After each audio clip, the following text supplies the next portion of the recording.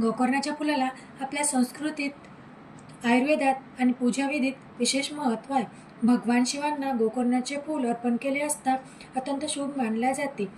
श्री विष्णू व लक्ष्मी माता यांच्या पूजनात हे फूल वापरल्याने घरात सुख, शांती आणि लक्ष्मीची कृपा राहते.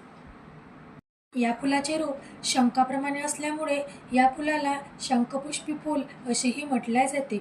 शंख भगवान विष्णूचे प्रतीक असल्यामुळे हे फूल विष्णुपूजेत महत्त्वाचे मानले जाते. पूजाविधीप्रमाणेच आयुर्वेदात सुद्धा याचे विशेष महत्त्व आहे. या फुलाचे सेवन केल्याने चिंता, निद्रा, स्मरणशक्ती, एकाग्रता, तणाव कमी होते. त्वचा विकार व सूज कमी करते. फुलाप्रमाणेच मुळाचा आणि पानाचा काढा औषधात वापरला जातो. अंगणात गोकर्ण लावणे शुभ मानले जाते.